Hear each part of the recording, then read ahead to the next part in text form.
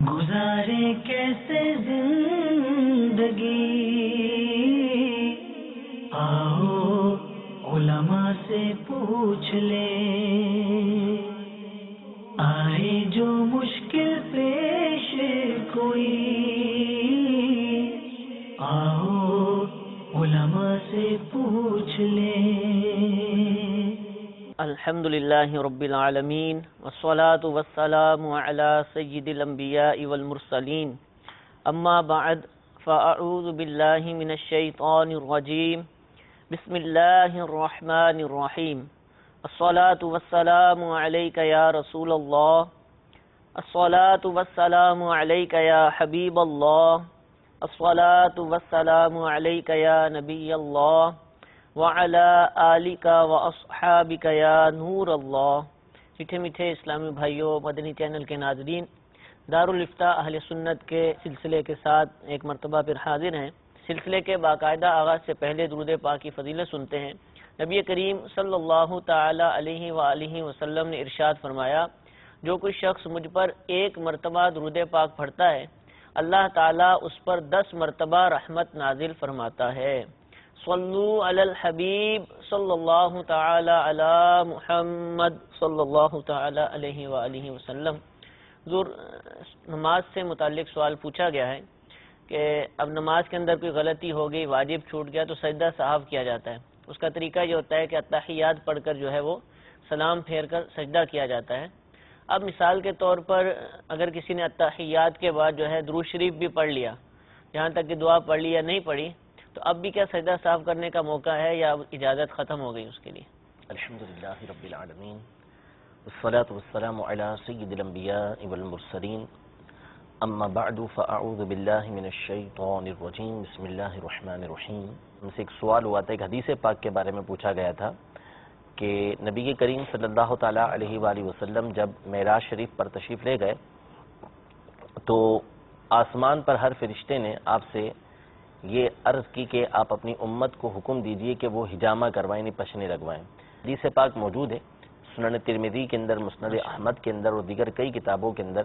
یہ حدیث پاک کئی صحابہ کرام علیہم رضوان سے مروی ہے کہ نبی کریم صلی اللہ تعالی علیہ وآلہ وسلم جب معراج کے لیے تشریف لے گئے تو فرشتوں کا جو بھی گروہ جو ہے وہ آپ کے پاس سے گزرتا یا آپ کسی فرشتوں کے گروہ کے پاس سے گزرتے تو وہ لوگ عرض کرتے کہ مر امتک، کہ اپنی امت کو حکم دیجئے کہ احتجموا، ان کو حکم دیجئے کہ وہ حجامہ کروائیں۔ ٹھیک ہے، تو یہ حدیث پاک سنن ترمذی کے اندر، جامع ترمذی کے اندر اور دیگر کئی کتابوں کے اندر موجود ہے۔ درود پاک پڑھنے والی بات جو تھی کہ حضور اسی سے متعلق اگر آپ اجازت دیں، حجامہ جو ہے آج کل جو مشہور طریقہ کار ہے، یہی اس کے مطابق کریں گے تو حدیث پاک پر عمل ہو جائے گا یا اس دور میں کوئی خاص طریقہ تھا، حدیثوں میں کوئی طریقہ کار بیان کیا گیا ہے؟ حدیثوں میں دیکھیں طریقہ کار تو نہیں کہیں پڑھا، لیکن یہ کہ اصل چیز تھی وہ جو زائد خون ہے ٹھیک ہے، یا دوسروں کا جو فاسد خون ہے، اس حوالے سے کہ اس کو نکالنا، ٹھیک ہے، تو وہ اصل مقصود ہے۔ لیکن یہ کہ یہ تھوڑا سا آسان کام نہیں ہوتا کہ ہر ایک کر سکے، کیونکہ یہ رگ میں سے، رگ کا جو ہے وہ فاسد خون، زائد خون یہ نکالا جاتا ہے۔ تو اب اس میں یہ ضروری نہیں ہے کہ جو ہے وہ باقاعدہ جسے اس زمانے کا طریقہ کار تھا اسی کے مطابق نکالا جائے، کیونکہ علاج کے طریقے تو نئے نئے آتے ہی جا رہے ہیں۔ ٹھیک ہے، تو دوسرے طریقوں سے بھی، جس کو ہمارے زمانے میں اب عام طور پہ کپنگ ہوتی ہے اس کے لیے، کپنگ، ہاں وہ اللہ عالم کو طریقہ کار ہوتا ہے اس کا، وہ کپ لگا کے اور جلا کے اور مختلف طریقوں سے وہ فاسد خون نکالتے ہیں۔ ٹھیک ہے، تو اصل حجامہ جو ہے وہ تو اس سے حاصل ہو جائے گا، یعنی خون نکالنا، خون نکالنا، وہ خون کے جو خراب ہے، زیادہ ہے، فاسد ہو گیا ہے، خراب ہو گیا ہے، اس خون کو نکالنا مقصود ہے۔ تو جو اصل سنت ہے وہ تو اس سے ادا ہوگی، لیکن وہی طریقہ کار، اسی طریقہ کار کے مطابق نکالنا یہ ہر ایک کے بس کی اب بات بھی نہیں ہوگی کہ اسی انداز میں نکالے، اور یہ بھی ہر ایک کے بس کی بات نہیں ہے۔ تو اس لیے ہماری ایک رواج ہے کہ لوگوں کو موقع ملنا چاہیے تشہیر کا، شہرت کا، مال کمانے کا، تو اب وہ جگہ جگہ ایسی چیزیں کھل جاتی ہیں، صحیح، تو اس میں احتیاط برتنی چاہیے، کیونکہ لوگ جو ہے وہ حجامہ کا نام سن کے، یہ سن کر کے نبی کریم صلی اللہ علیہ وسلم کا طریقہ کار ہے، وہ محبت میں پہنچ جائیں گے، لیکن اب ایسے افراد کی کمی نہیں ہے کہ جو ایسے لوگوں کا فائدہ بھی اٹھائیں گے۔ تو یہ جگہ جگہ اس طرح کے حجامہ سینٹر کھل جاتے ہیں، تو اس میں لوگوں کو احتیاط کرنی چاہیے پوری معلومات کے بعد کہ آیا واقعی اس کام کا کوئی ماہر یہاں پر موجود ہے یا نہیں ہے، صحیح ہے یا نہیں ہے، اس کے بعد ہی اس علاج کے اندر جو ہے وہ اپنا داخل ہوں، ورنہ اس سے گریز کریں۔ تو یہ ہر ایک کروائے گا یا کوئی بیمار ہو تب جا کر کروائے گا؟ یعنی حکم کیا ہے؟ ضروری نہیں ہے اصل میں یہ بیمار ہونے کی صورت میں ہی ہو، بیماری اس سے دور ہوتی ہیں ٹھیک ہے، تو یہ بغیر بیماری کے بھی کروایا جا سکتا ہے، نارمل آدمی بھی کروا سکتا ہے، لیکن ظاہر ہے کہ وہ وہی اسی سے کروائے کہ جس کو یہ آتا ہو تو وہ خود اس کی رہنمائی کر دے گا اس حوالے سے۔ اسلامی بہنیں بھی کروا سکتی ہیں؟ بالکل کروا سکتی ہیں، لیکن ظاہر ہے کہ اس میں احتیاطیں وہی ہوں گی کہ وہ اسلامی بہنوں ہی سے کروائیں گی، کسی اور سے یہ کام نہیں کروائیں گی، اس کی اجازت نہیں ہوگی۔ ٹھیک ہے، جزاک اللہ۔ وہ سجدہ صاحب سے متعلق سوال تھا جی۔ اگر کسی شخص نے سجدہ صاحب کے بارے میں عمومی طور پر یہ غلط فہمی پائی جاتی ہے ہمارے یہاں پر کہ اگر کوئی شخص جو ہے اس نے التحیات کے بعد درود ابراہیمی پڑھ دیا یا درود ابراہیمی کے بعد اس نے دعا بھی پڑھ لی تو گویا کہ اب وہ سجدہ صاحب نہیں کر سکتا، وہ کیا کرے؟ کسی نے ایک طرف سلام پھیر لیا تو اب کیا کرے؟ تو یاد رکھیے کہ جو سجدہ صاحب کا بہترین طریقہ ہے، اولا طریقہ ہے، اچھا طریقہ ہے، وہ یہی ہے کہ آپ صرف التحیات نہ پڑھیں بلکہ اس کے ساتھ آپ درود ابراہیمی بھی پڑھیں۔ یہ بہتر طریقہ کار ہے، دعا پڑھیں، پھر اس کے بعد آپ سلام پھیریں ایک طرف اور پھر 2 سجدے کریں، پھر دوبارہ سے التحیات آپ پڑھیں، یہ طریقہ کار ہے۔ تو یہ تو صرف اجازت کے طور پر ہے کہ اگر کوئی شخص التحیات پڑھنے کے بعد یعنی عبدہ پڑھ لیا اس نے عبدہ و رسولہ تک، اب اس کے بعد وہ سلام پھیر کے 2 سجدے کر لیتا ہے تو اس صورت میں اس کا سجدہ صاحب یہ ادا ہو جائے گا، لیکن یہ کوئی ضروری نہیں ہے، واجبات میں سے نہیں ہے کہ اسی طریقے سے کرنا ہوگا۔ تو اگر کسی شخص نے تحیات پڑھنے کے بعد درود ابراہیمی بھی پڑھا، اس کے بعد اس نے پھر دعا بھی پڑھ لی، حتیٰ کہ اس نے ایک طرف سلام پھیر لیا اس کے بعد اس کو یاد آیا، یا دونوں طرف اس نے سلام پھیر لیا اس کے بعد اس کو یاد آیا کہ مجھے سجدہ صاحب کرنا تھا، اور ابھی دونوں طرف سلام پھیرنے کے بعد اس نے کوئی نماز کے خلاف کام نہیں کیا، کسی سے گفتگو نہیں کی، کسی کے سلام کا جواب نہیں دیا، وہاں سے اٹھ کے چل نہیں دیا، کچھ کھانا پینا شروع نہیں کر دیا، اس طرح کا کوئی کام اس نے نہیں کیا، یعنی جو نماز کے خلاف کام ہوتے ہیں جس سے نماز ٹوٹ جاتی ہے، ایسا کوئی کام اس نے نہیں کیا، تو اب بھی وہ سجدہ صاحب اس کو یاد آ جاتے تو وہ کر سکتا ہے۔ اس کو یاد آیا، اب وہ دونوں سجدے کرے، اس کے بعد تحیات پڑھ کے دونوں پوری درود ابراہیمی وغیرہ پڑھ کے یہ دونوں طرف سلام پھیر دے تو اس کی نماز ہو جائے گی۔ کالز بھی ہمارے پاس موجود ہیں، ان کو ہم شامل سلسلہ کرتے ہیں۔ جی ہمیں کچھ کال سنائیے۔ میرا نام جو ہے محمد شفیق اتاری ہے، میں مرکز الاولیاء لاہور سے بات کر رہا ہوں کہ ایک آدمی ہے وہ بازار سے نقد چیز لے کے مجھے دے دیتا ہے، ایک گاڑی ہے وہ اس کی قیمت 5 لاکھ روپے ہے، وہ مجھے دے دیتا ہے اور میں مجھ سے وہ پیسے قسطوں میں وہ 6 لاکھ روپے لیتا ہے اور دکان پہ وہ 5 لاکھ پے کر دیتا ہے، تو کیا یہ چیز ناجائز ہے یا جائز ہے؟ جی انشاءاللہ عرض کرتے ہیں۔ یہ ایک اور کال سنائیے۔ محمد سلیم شہزاد طرف سے میرا سوال یہ ہے کہ کچھ ساتھیوں نے مجھ سے سوشل میڈیا اکاؤنٹ بنوائے تھے، تو کیا اگر وہ لوگ ان اکاؤنٹ کو غلط استعمال کرتے ہیں تو کیا ان کے غلط استعمال کرنے کا مجھ پہ بھی کچھ گناہ ہوگا یا نہیں؟ السلام علیکم ورحمۃ اللہ وبرکاتہ۔ وعلیکم السلام ورحمۃ اللہ وبرکاتہ۔ جی ایک اور کال سنائیے۔ ارشاد فرما دیں کہ جو فاتحہ ہم دلاتے ہیں اس کو غیر مسلم میں تقسیم کر سکتے ہیں کہ نہیں؟ جی انشاءاللہ عرض کرتے ہیں۔ شفیق بھائی مرکز الاولیاء سے سوال کرتے ہیں کہ کوئی شخص ان کو کوئی چیز خود نقد خریدتا ہے، اپنی ملکیت میں لے آتا ہے، مثال کے طور پہ 5 لاکھ کی گاڑی لی اور ان کو قسطوں پر 6 لاکھ کی دیتا ہے، تو کیا اس کا لینا اور اس کا دینا یہ جائز ہے؟ یہ جی بالکل، اگر اس نے خرید لی ہے، اپنے ہینڈ اوور کر لی ہے اس نے، اور ہینڈ اوور کرنے کے بعد وہ ان کو نقد قسطوں پہ دے رہا ہے، خود نقد خرید کے آ چکا ہے، تو اس میں کوئی حرج نہیں ہے، بلکہ اس کا الٹ بھی اگر ہوتا ہے کہ وہ قسطوں پہ جا کے خریدتا ہے، اپنے ہینڈ اوور کر لیتا ہے، آگے وہ بیچ دیتا ہے نقد میں، تو بھی کوئی حرج نہیں ہے، دونوں صورتیں جائز ہیں، جبکہ دیگر کوئی اس میں خلاف شرع شرط نہ لگائی گئی ہو، جیسے قسط کے لیٹ ہونے پر زیادہ پیسے دینا پڑیں گے، یا اگر نہیں دے پائے تو تمہارے پیسے ضبط ہو جائیں گے، اس طرح کی شرائط جو پہلے کئی مرتبہ بیان کی جا چکی ہیں، اگر یہ شرطیں اس کے اندر نہیں پائی جاتی تو جو طریقہ کار یہ بتا رہے ہیں اس میں کرنے میں کوئی حرج نہیں۔ دوسری صورت آپ نے خود ہی ارشاد فرمائی کہ خود اگر قسطوں پہ لی تو اب نقد بیچنے کی بھی اجازت ہے، جس سے مراد یہ بھی ہو سکتی ہے کہ قسطیں ابھی چل رہی ہیں اس کی، مکمل نہیں ہوئی تب بھی وہ بیچ سکتا ہے؟ جی بالکل، اگر اس کی ہینڈ اوور ہو چکی ہے ٹھیک ہے اور وہ آگے قسطیں بھر رہا ہے، وہ مقروض ہے، وہ بھرتا رہے، اس نے آگے دوسرے کو بیچ دیے تو اس کے بیچنے میں حرج نہیں ہے۔ جزاک اللہ۔ سلیم شہزاد بھائی عرب شریف سے سوال کیا کہ انہوں نے سوشل میڈیا کے جو ہے چند لوگوں کو اکاؤنٹس بنا کر دیے، اب اگر وہ اس کا غلط استعمال کرتے ہیں ان اکاؤنٹس کا تو کیا ان کو بھی گناہ ملے گا؟ دیکھیں 2 باتیں ہیں، پہلی بات تو یہ ہے کہ جو انہوں نے بنا کے دیے ان کو بنانا چاہیے تھا یا نہیں بنانا چاہیے تھا. اب یہ دیکھ لیں کہ جن کو یہ بنا کے دے رہے ہیں ان کی فطرت سے یہ واقف ہیں. دوست احباب، عام طور پہ جس طرح کے ہمارے یہاں جو رواج ہے اور جس طرح کے لوگ ہوتے ہیں اس میں پتہ ہے کہ نیٹ کا آج کل جو یوں کہہ لیں کہ 90% یوز تو غلط ہی ہوتا ہے. ٹھیک ہے نا. تو اگر ان کو یہ بات معلوم ہے کہ بھئی میرے دوستوں نے کرنا ہی اس کا غلط استعمال ہے تو پھر تو ان کو بنانے کی اجازت ہی نہیں تھی. یہ منع ہی کر دیتے صاف کہ ان کے دوستوں نے جب وہ استعمال کرنا تھا تو ان کا بنانا بالکل غلط تھا. اور اگر ایسا نہیں تھا، ان کے دوستوں کے بارے میں ان کو معلوم نہیں تھا، ان کا گمان ہی نہیں تھا کہ ایسا کریں گی، تو ان کے کام کے لیے ایسا اکاؤنٹ بنا کے دے رہے ہیں میل وغیرہ کا کہ جس کو انہوں نے مثبت یوز کرنا ہے، اپنے کام کے کاموں کے اندر یوز کرنا ہے، وہ یہ بنا کے دے رہے ہیں اور ان کا مقصد صرف اور صرف اتنا ہی ہے. اب انہوں نے یہ بنا کے دے دیا اور اب وہ کر رہے ہیں اس کا غلط یوز، تو یہ ان کے اوپر گناہ نہیں آئے گا. وہ گناہگار ان کے دوست ہوں گے. تو ان کی اپنی نیت اگر اس طرح کی تھی اور جانتے تھے کہ یہ لوگ اس طرح کے نہیں ہیں تو ان کے بنانے میں حرج نہیں ہے. لیکن اگر ان کو معلوم ہے کہ دوستوں کے اندر کوالٹی جو ہے وہ اس طرح کی ہے، عادتیں اس طرح کی ہیں کہ انہوں نے اس کا کرنا ہی غلط یوز ہے، تو پھر ان کا بنا کر دینا درست نہیں. حضور یہی حکم کیا یہ مرمت وغیرہ میں ہوگا؟ جیسے کوئی مثال کے طور پر ٹیلی ویژن مرمت کرواتا ہے اور بتاتا ہے کہ میں نے تو فلمیں دیکھنی ہیں، تو کیا آپ کاریگر مرمت کرے گا یا خریدتا ہے کسی سے کوئی اس طرح کی چیز کہ اس پہ میں تو یہ کروں گا، بتاتے بھی لوگ، تو اب کیا وہ بیچنا جائز ہو جائے؟ بیچنا جائز الگ چیز ہے، ٹھیک ہے، لیکن وہ اس نیت سے اس کو بیچے نہ. اچھا ٹھیک ہے نا، وہ اس نیت سے نہ بیچے، اور خاص طور پہ جب اس کو معلوم ہے کہ اس کا یوز یہی کرے گا تو پھر تو نہیں بیچنا چاہیے. بیچنا نہیں چاہیے.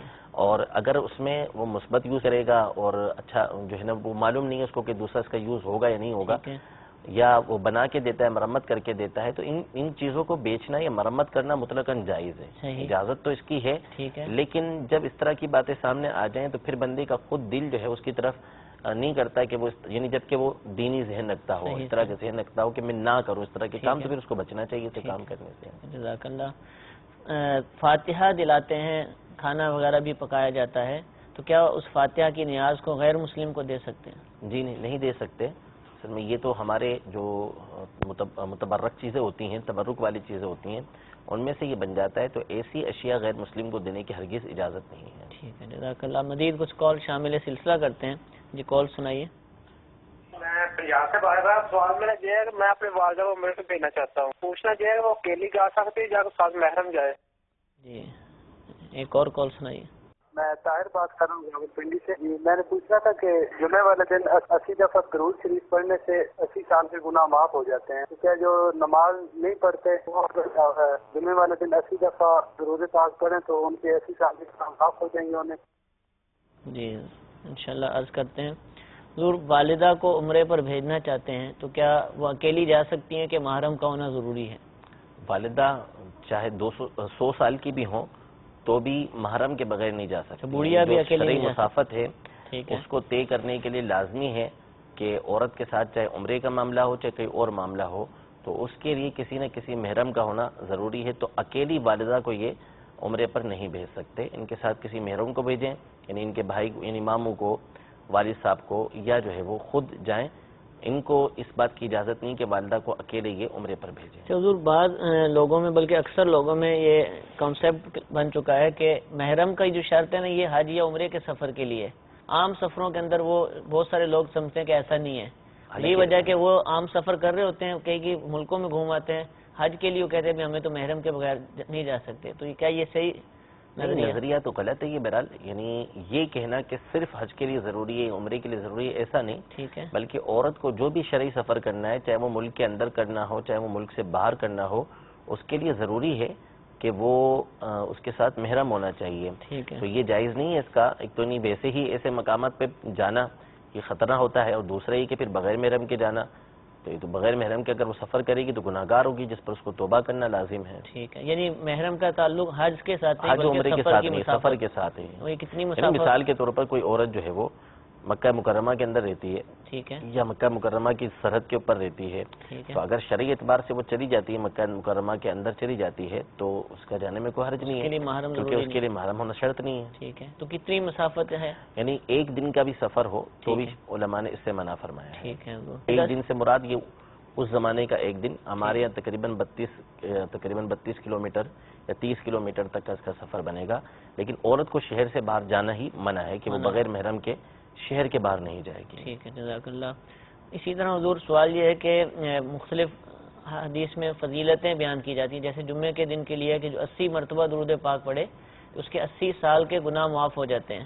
اب یہ پوچھ رہے ہیں کہ ایک شخص نمازیں ہی نہیں پڑھتا، دیگر گناہ بھی کرتا ہے، تو کیا وہ درود پڑھ کے یہ سارے گناہ معاف کروا سکتا ہے؟ دیکھیے پہلی بات تو یہ یاد رہے کہ جو جتنی بھی فضیلتیں ہیں نا، جو باتیں بیان ہوئی ہیں، یہ ساری موقوف ہیں اللہ تبارک و تعالیٰ کی مشیت پر، کہ اللہ تبارک و تعالیٰ چاہے گا تو ایسا ہوگا۔ صحیح۔ یعنی کوئی بندہ یہ نہیں کہہ سکتا قطعیت کے ساتھ، یقین کے ساتھ کہ میں نے یہ کام کر لیا تو اب میرے گناہوں کی بخشش ہو گئی۔ امید وہ رکھے گا، امید واسق رکھے گا، لیکن چونکہ ہمیں اپنے اخلاص کا پتہ نہیں ہے، اپنے عمل کا ڈھنگ کا معلوم نہیں ہے، تو اس لیے اپنے آپ کو گناہوں سے پاک صاف سمجھنا یہ درست نہیں ہے۔ ہاں البتہ بعض مقامات ہیں کہ جہاں علماء نے فرمایا کہ اپنے آپ کو یہاں پہ پاک و صاف سمجھے، جیسے عرفات کے بارے میں فرمایا کہ وہاں پر بندہ اس امید کے ساتھ کھڑا ہو، کیونکہ یہاں اللہ اور اس کے رسول کا وعدہ ہے کہ اس کے سارے گناہ معاف ہو جائیں گے۔ تو بہرحال یہ امید رکھنی چاہیے بندے کو کہ میرے گناہ اللہ تبارک و تعالیٰ ان اعمال کی وجہ سے معاف کر دے گا، لیکن یہ جو تصور باندھ لینا کہ میں گناہ کرتا رہوں اور پھر اس کے بعد یہ میں عمل کر لوں گا تو میرے گناہ معاف ہو جائیں گے، یہ درست نہیں ہے، کیونکہ اس میں دوسری چیز جو ہے نا وہ اس کے اوپر ہے کہ بندے کا ایمان سلامت رہے گا یا نہیں رہے گا۔ اگر بندے کا ایمان سلامت رہے گا تو یہ اعمال اس کے لیے مفید ہوں گے، اس کے لیے فائدہ مند ہوں گے، اور اگر اس کا نعوذ باللہ ایمان برباد ہو گیا، معاذ اللہ ایمان برباد ہو گیا، تو اب جو ہے نا اس بات کا سخت خطرہ ہے کہ یعنی ایمان برباد ہو گیا تو سیدھی سی بات ہے کہ یہ چیزیں اس کے لیے مفید ہوں گی نہیں، فائدہ مند ہوں گی نہیں۔ تو درود پاک پڑھنا یا کوئی بھی عمل کرنا، اس میں جو شرط ہوگی قیامت کے دن اس کے مفید ہونے کی یہی ہوگی کہ بندہ ایمان سلامت لے کر جائے، اور گناہوں کی سب سے بڑی نحوست یہ ہے کہ اس سے ایمان ضائع ہو سکتا ہے، اندیشہ ہوتا ہے کہ بندے کا ایمان یہ ضائع ہو جائے۔ تیسری بات یہ کہ جو درود پاک ہے یا کوئی بھی عمل ہے چند اعمال کے علاوہ، اس میں جو گناہ معاف ہوتے ہیں، گناہ معاف ہونے کی جو گناہ معاف ہوں گے اس کے بارے میں علماء صراحت کر چکے کہ اس سے مراد گناہ صغیرہ ہوں گے، چھوٹے گناہ، وہ گناہ معاف ہوں گے۔ یہ نہیں ہے کہ اس سے کبیرہ گناہ معاف ہو جائیں۔ تو نعوذ باللہ اگر کسی نے نمازیں چھوڑی ہوئی ہیں، ترک کی بھی ہیں، نمازیں قضا کی ہوئی ہیں، تو وہ نمازیں چھوڑنے کی وجہ سے تو کبیرہ گناہ کا مرتکب ہوا ہے، اور کبیرہ گناہ جو ہے وہ بغیر توبہ کے معاف نہیں ہوتے ہیں۔ کبیرہ گناہ کے لیے توبہ کرنا ضروری ہوتا ہے۔ تو جو حدیث پاک میں بشارت دی گئی ہے کہ جس نے مجھ پر جمعے کے دن 80 مرتبہ درود پاک پڑھے، اللہ تبارک و تعالیٰ اس کے 80 سال کے گناہ معاف فرمائے گا، اس سے گناہ صغیرہ مرادیں، چھوٹے گناہ مرادیں، گناہ کبیرہ مراد نہیں ہے۔ گناہ کبیرہ میں توبہ کرنا ہوگی، اور ساتھ ہی ساتھ یہ یاد رکھیے گا کہ یہ جو گناہ کا معاف ہونا یہ اللہ تبارک و تعالیٰ کی مشیت پر ہے، اللہ تبارک و تعالیٰ کی رضا پر ہے، اور ساتھ ہی ساتھ یہ کہ یہ تمام چیزیں مفید اسی صورت میں ہیں جبکہ بندے کا ایمان سلامت رہے۔ لہذا یہ سوچ رکھ لینا کہ میں جو ہے وہ گناہ کر کے نیکیاں کر لوں، یہ درست نہیں ہے۔ ہاں یہ حکم ہے کہ جب بندے سے کوئی گناہ سرزد ہو جائے تو اس کو نیکیاں کرنا چاہیے، لیکن یہ تصور ٹھیک نہیں کہ گناہ کر کے جو ہے وہ پھر میں نیکی کروں تاکہ وہ گناہ معاف ہو جائے۔ گناہ سے بچنا بندے کے اوپر لازم ہے۔ ٹھیک ہے حضور، صغیرہ گناہ یعنی چھوٹے گناہ ہم نے کہا، تو یہ کیا ہر آدمی خود ہی طے کرے گا بھی یہ والا میں نے جو گناہ کیا نا یہ چھوٹا ہے اور یہ والا جو بڑا ہے، یا اس کے لیے بھی کچھ شریعت نے ضابطے یا مقرر کی ہیں چیزیں؟ دیکھیں پہلی بات یہ ہے کہ جو صغیرہ اور کبیرہ گناہ ہے نا، ان کے بارے میں تو یہ سمجھ لیں کہ گناہ کوئی بھی ہو، بندہ یہ تصور کرے کہ گناہ جو ہے یہ اس کا مطلب ہے اللہ تبارک و تعالیٰ کی نافرمانی، اپنے رب عز و جل کی نافرمانی کرنا، جس نے ہمیں پیدا کیا ہے اس کی نافرمانی کرنا۔ تو اب وہ چاہے صغیرہ ہو چاہے کبیرہ ہو، دونوں صورتوں میں اللہ تبارک و تعالیٰ کی بندہ نافرمانی کر رہا ہے، اور یہ چیز بندے کو ڈرا دینے والی چیز ہے کہ میں اپنے مالک کی جو مجھے نعمتیں دیتا ہے اس کی نافرمانی کر رہا ہوں۔ دوسری بات یہ کہ اگر کوئی شخص یہ سوچ کے گناہ کرتا ہے صغیرہ گناہ کی یہ چھوٹا گناہ ہے اس لیے میں یہ گناہ کر رہا ہوں، تو اس کے بارے میں تو علماء نے فرمایا کہ جو صغیرہ گناہ کو صغیرہ سمجھ کے کرے گا وہ گناہ کبیرہ ہو جائے گا۔ یعنی جو یہ سمجھے کہ میں چھوٹا گناہ کر رہا ہوں، چھوٹا ہی گناہ یہ ہو جائے گا، کوئی مسئلہ نہیں ہے نعوذ باللہ، تو یہ گناہ اس کو کبیرہ بنا دے گا۔ پھر یہ ہوتا ہے کہ بندہ جب اس طرح کی چیز کا عادی ہوتا ہے نا تو بار بار اس گناہ کو کرتا رہتا ہے، اور چھوٹا گناہ سمجھ کے وہ بار بار کرتا رہا، تو یہ حدیث پاک میں ارشاد فرمایا کہ لا صغیرۃ مع الاصرار، کہ جب بندے کے گناہ کے اندر تکرار آ گئی، بار بار وہ کرتا رہا، تو وہ گناہ صغیرہ کی جگہ کبیرہ بن جاتا ہے۔ پھر یہ کہ اس کی پہچان بڑی مشکل ہے کہ کون سا گناہ کبیرہ ہے کون سا گناہ صغیرہ ہے، علماء کا سخت اس معاملے میں اختلاف ہے۔ کئی گناہ ہیں کہ جن کی تفصیل لکھی ہے کہ یہ کبیرہ گناہ ہے، تو وہ جہنم میں لے جانے والے اعمال جو کتاب ہے اس کے اندر تمام اس کی باتیں لکھی ہوئی ہیں کہ کون کون سے کبیرہ گناہ ہے، لیکن کوئی بھی گناہ ہو بندے کو اس سے یہ بچنا ضروری ہے. ٹھیک ہے، اور کسی گناہ کو بھی ہلکا نہیں جاننا چاہیے. الحمدللہ ہمارا کچھ عرصہ پہلے فرض علوم کورس ہوا تھا، اس کے اندر جہاں دیگر فرائض علوم سکھائے گئے تھے، کم و بیش تمام ہی بیانات کے آخر میں، یعنی اکثر بیانات کے آخر میں گناہ کبیرہ بھی بیان کیے گئے تھے، بعض جگہ گناہ صغیرہ بھی بیان کیے گئے تھے. ان کی وضاحت بھی کی گئی تھی کہ یہ گناہ یہ ہے اور اس سے یہ مراد ہے اور اس سے اس طریقے سے بچنا چاہیے. وہ فرض علوم کورس جو ہوا تھا اس کا میموری کارڈ جو ہے وہ مکتبۃ المدینہ پر موجود ہے، اس کو حاصل کیجئے. انشاءاللہ جہاں دیگر فرض علوم سیکھنے کا موقع ملے گا، نماز سے متعلق، عقائد سے متعلق، اسی طریقے سے جو ہمارے روزے ہیں، ہماری تجارت ہے، اس سے متعلق علوم حاصل ہوں گے، ساتھ ہی ساتھ گناہوں کی بھی انشاءاللہ معرفت حاصل ہوگی. اور دوسرا جو مفتی صاحب نے کتاب کا نام لیا جہنم میں لے جانے والے اعمال، یہ کتاب بھی مکتبۃ المدینہ نے شائع کی ہے، المدینہ العلمیہ نے اس کا ترجمہ کیا ہے. بہت ہی پیاری کتاب ہے. گناہوں سے بچنے کا جو جذبہ رکھتے ہیں ان کو یہ کتاب پڑھنی چاہیے. سبھی مسلمانوں کو اس کتاب کا مطالعہ کرنا چاہیے. جب گناہوں کے بارے میں معلومات حاصل ہوں گی، ان کے بارے میں وعیدات کا جب علم ہوگا تو انشاءاللہ ہمیں گناہ سے بچنے کا جذبہ حاصل ہوگا، مزید اس جذبے میں اضافہ ہوگا. اللہ تعالی ہم سب کو گناہوں سے محفوظ فرمائے، نیکیاں کرنے کی توفیق عطا فرمائے، علم دین حاصل کرتے رہنے کی توفیق عطا فرمائے.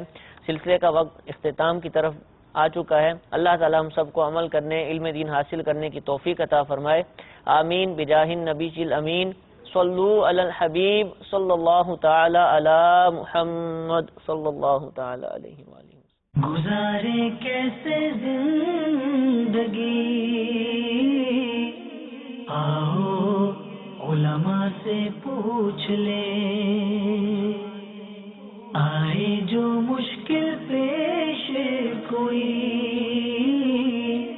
آؤ علماء سے پوچھ لیں.